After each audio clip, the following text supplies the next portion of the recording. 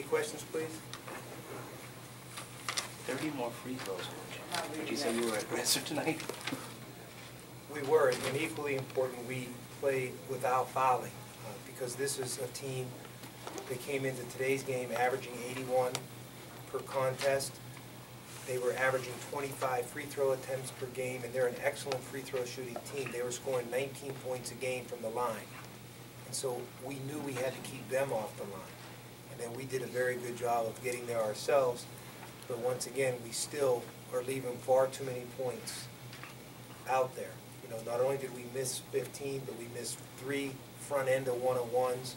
So the grand total is 18 possible points left. Now, you're not going to shoot 100%, but, you know, I'd like to see us make some greater portion of those 18 than we did.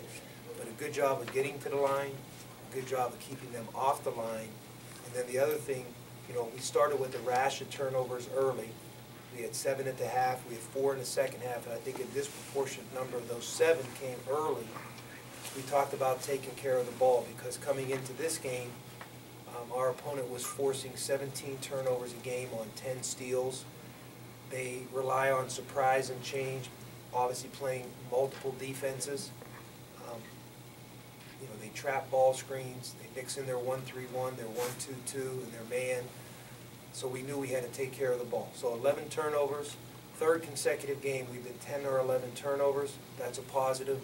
Got to the line, that's a positive. Balanced scoring, another real highlight for our team tonight. And then obviously a career night for Jordan, the first triple-double in school history. And, you know, usually when you see a triple-double, it's obviously points, rebounds, and assists. Rarely do you see it when someone gets 10 or more block shots. I think I did it once at Carnegie Mellon. Other than that, I don't really remember. What's that? You got film of that? Yeah. Yeah, it's on beta. What does it mean for your defense to have a shot blocker like that? It means a great deal. I mean, this team is very good at getting to the dribble, getting to their basket, off the dribble.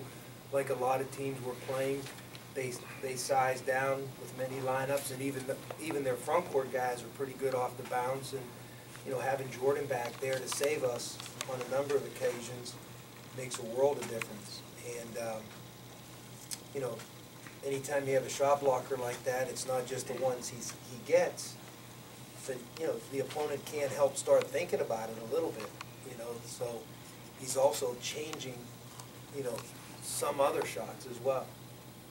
Got really good backcourt play again. We did. We did. The guys responded really well once the lead was chiseled in the second half. You know, we're still striving as a team to put 40 minutes together. But we, you know, have a great deal of respect for Northridge. I think they're a team that can win their conference. And so we knew we had to play well today. Can you talk about Jordan's knack for waiting for the player to come to him and not committing, and then when the shot goes out, I mean, I think that's a great word for it. It is a knack. I mean, it's not something that I think is easily taught. You know, the great shot blockers that I've had a chance to be around simply have that knack. You know, it's not something you typically show film on or try to teach someone to do. Some guys just have the knack, and some guys do not. how valuable is that? It's very valuable. You know, it really helps your field goal percentage defense, although I think for the most part, you know, our defense in the second half was substandard. I don't think it was nearly as good as it needed to be, even though I've been very complimentary toward our defense, you know, as a whole.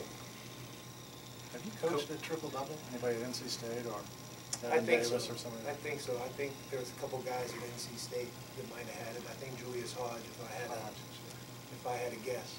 Coach, you've said that you don't mind the three-pointers, and if need be, you guys will lead the nation in three-point attempts.